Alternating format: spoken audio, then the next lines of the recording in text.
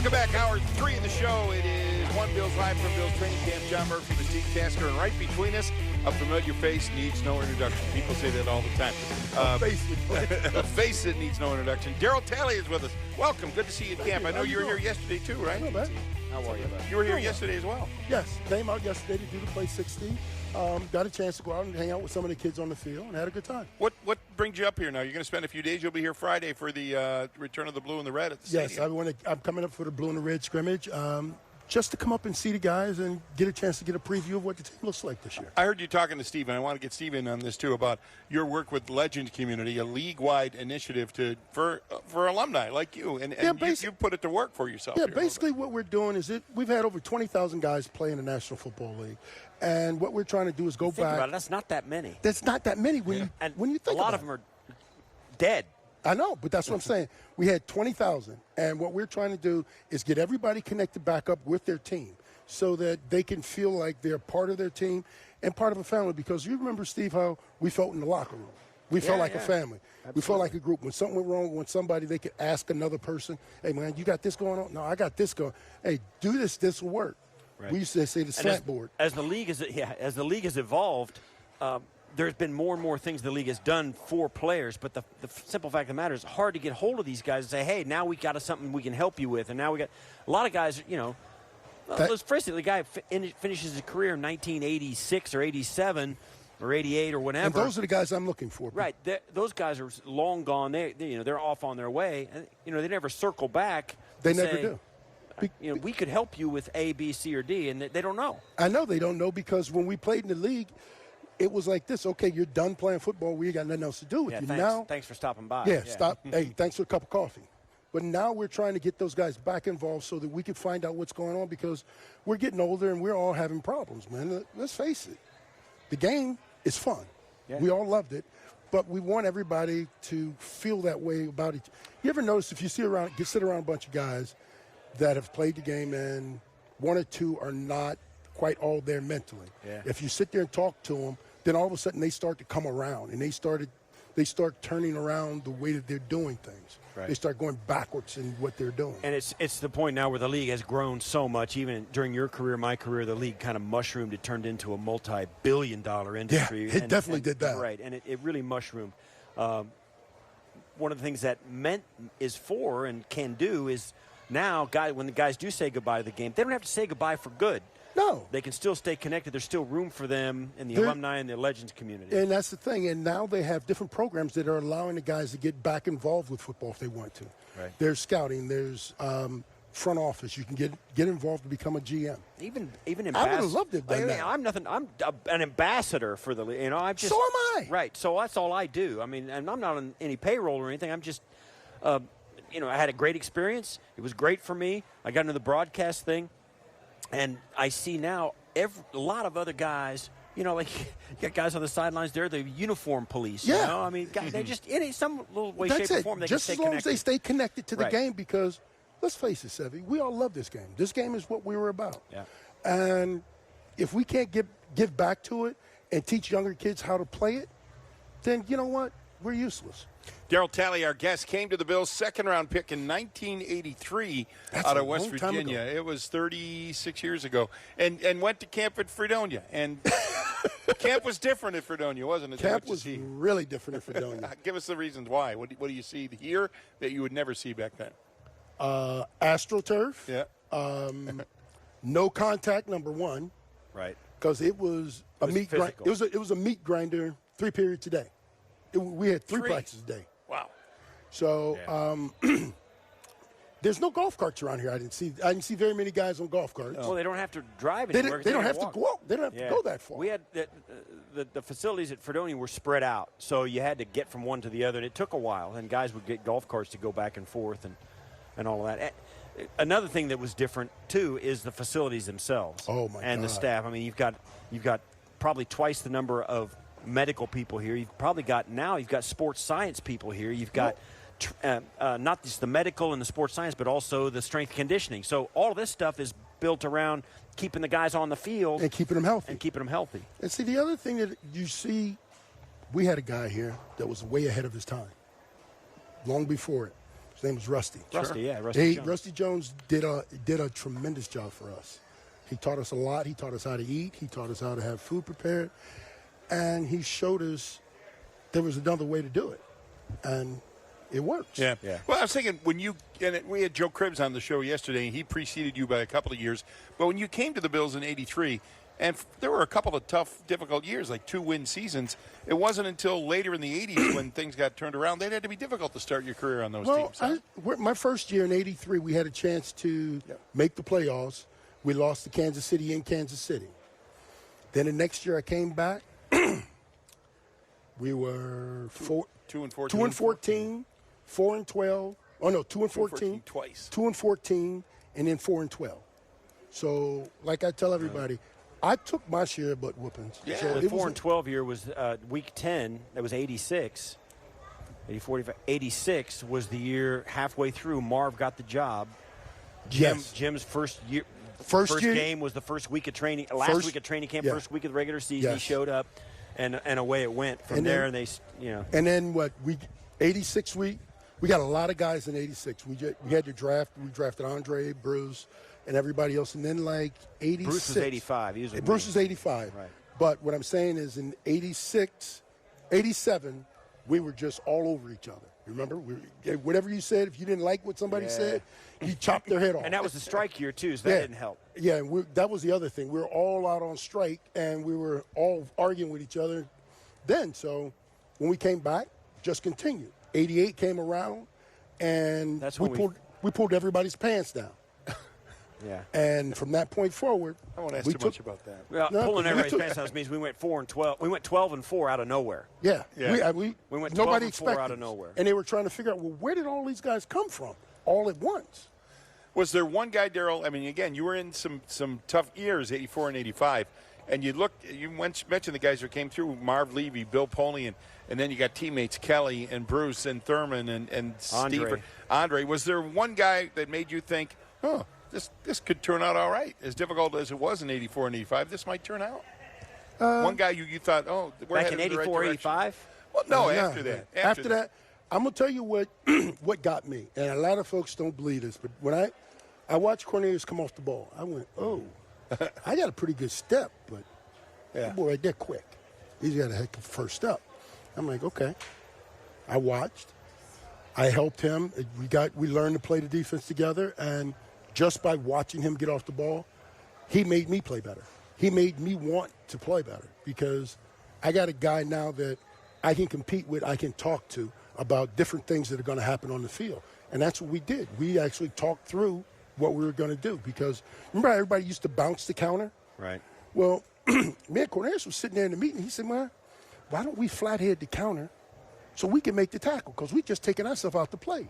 Because we used to hit that first guard, knock him into the coming tackle. Didn't care. That's all we did. And then Biscuit said, man, we can make the tackle. Then we found out we could actually shoot the gap on the guard and catch the back as he took the jab step and come back. We could actually shoot the gap and make the play. That's because you and Biscuit were fast, right? Well, you had athleticism. A lot of guys didn't have. He said that that's what we used to do. Those were some of the things that we used to do with each other. And I was like, okay. And we'd be talking smack during the game. Hey, I'm going to send him over to you. You can beat him up for a minute.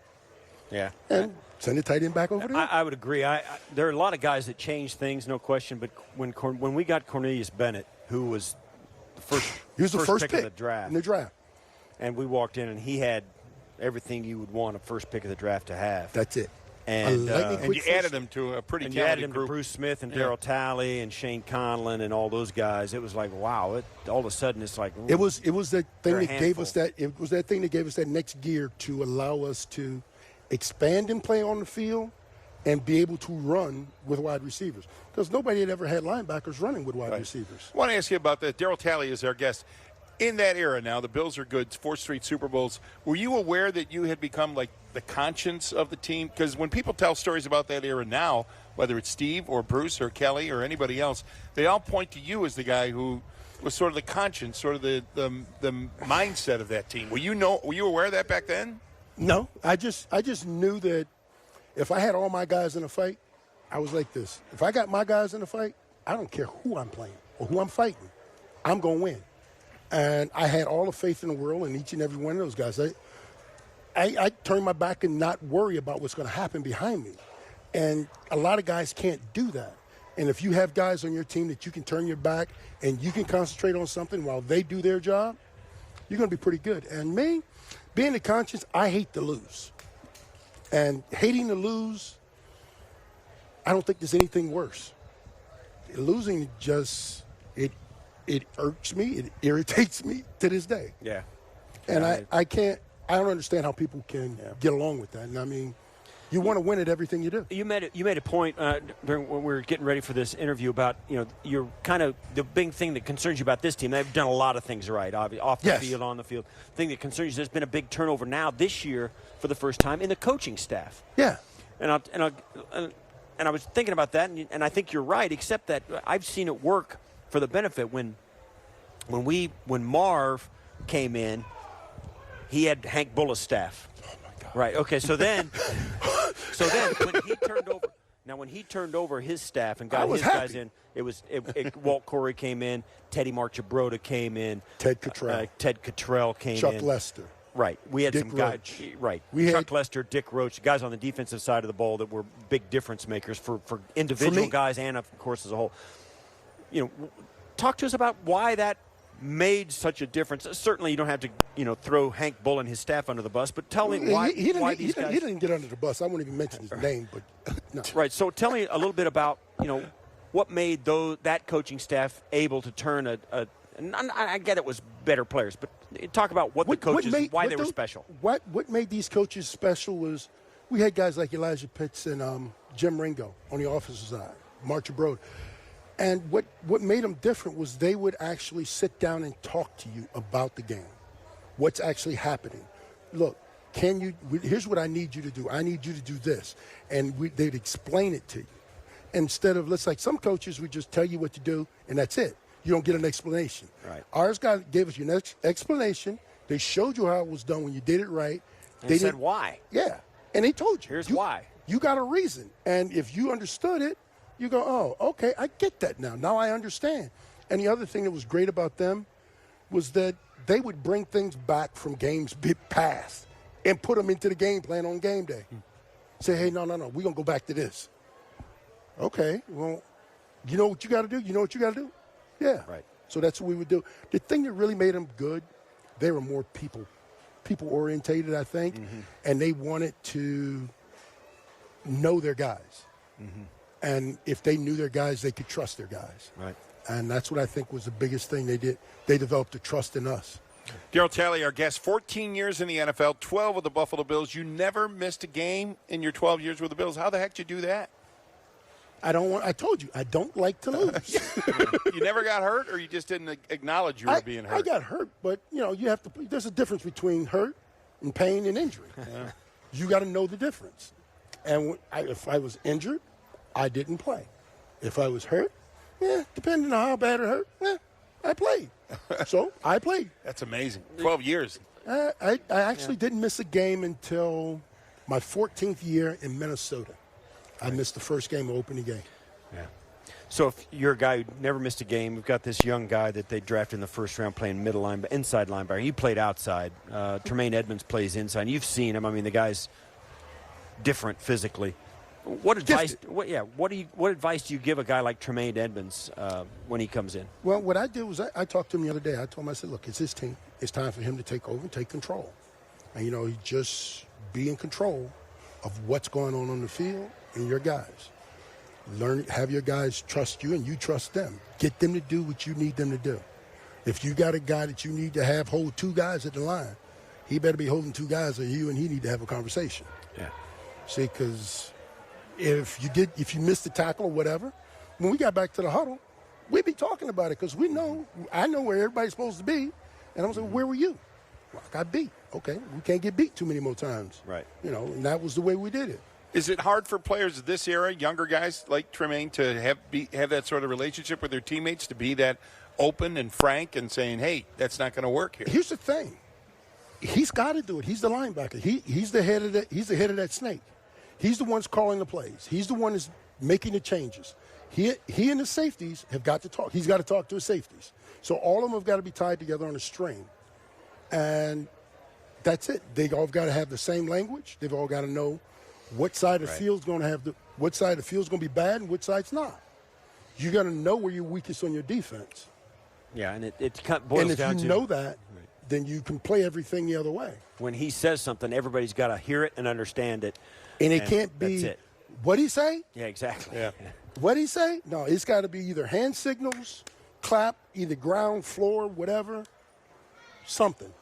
I watched you today during today's practice, and Matt Milano was on the sideline. You just had a few minutes talking about Matt Milano, right? What were you guys talking about? I'm just talking about him. He's a kid from Florida. He went to Dr. Phillips High School in Orlando. I live there, so the high school's right around the corner from me. Okay. So I was just telling him, you went to school with Dr. Phillips. I've watched you play in high school. That's it? No advice for him? No do this, advice do right that? now. You can't tell him anything right now. Right now, they're in the middle of practice. Yeah, I know. He's got a little bit on his Wait a plate. minute. My question is this, Murph. How am I going to get into that man's head when he's practicing? I'm just saying, hey, how you doing? I met you. Nice to meet you. Did you know who you were? Yeah. Okay. There was no reason for me to get into anything there because the guy's practicing. I He's just hate to working. see a missed opportunity. That's a veteran player right there. I know. He's not getting in his head. He don't need it right now. good point. If it gets, that's a smart move. Hey, Darryl Talley is with us. A couple more minutes. What are you up to now? You mentioned your work with Legend Community. You live in Orlando still, right? Yes. Orlando area. What do you do? How do you stay busy?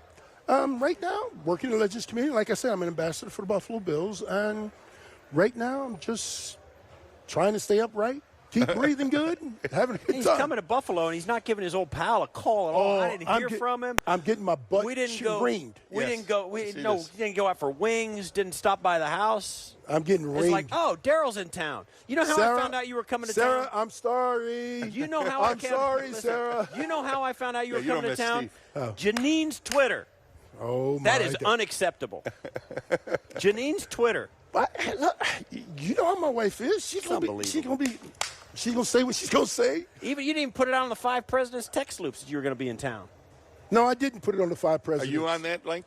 All the big names? He's a founding member of the 5 Do you want to be on that link? Hey, look, let's put it this way. It's funny because Crick Nick was on it this morning at 5. I know. Who? Chris Moore. Chris Moore. Oh, okay. The punter. 5 a.m. Something important. He's Deer stand. he's in a deer stand doing something. I don't know. I just looked at him and was like, oh, no, Crick. I'm back to sleep. Yeah. So come on, man. I'm sorry. I apologize. All right. But Western York, I apologize to Steve Tasker for not calling. I'll accept your apology. Thank you, sir. Coming back here today and the last couple of days, any part of you miss playing in the NFL? Does this make you miss it, or you think, man, I'm glad I'm out? No, I miss the game. I love the game. I love being around the guys in it. I enjoy watching it. I enjoy watching people try to do stupid things. What? Yeah, it's like true. what? Us It's the interviewing same you? thing. What are you right. talking about? No. What does that mean? I like watching you miss people it do because stupid. it is fun. It was fun to play, and it was a great team to be on. It's it's one of the great parts of your life. But sitting here in our mid to late 50s, I can't picture it anymore. When you're 25, that's all you can do. Man. It's all, man. It's all you want to You're do. born to do it. But in your mid to late 50s, you realize, you think back on it, man, there's just no way I could ratchet up, not even for 5 seconds, to get on the field. That's like you tell me. You're a different person. That's it. They tell you, you look like you can still play. Yeah, looks are deceiving. You feel it from the inside. You don't feel like that. Hey, Karate Man bruised on the inside. Right. That's right. Well, you do look like you can play, but I'm glad you're here today and around for a couple days. You'll be at the Blue and the Red game. Yes, I will. For practice on Friday. Thank you, Darryl. Thanks a lot, man. Good to have you here. All right, sir. Darryl Talley joining us here at training camp. Stick around. Steve and I have more to come. One Bills Live from Bills training camp on Buffalo Bills Radio.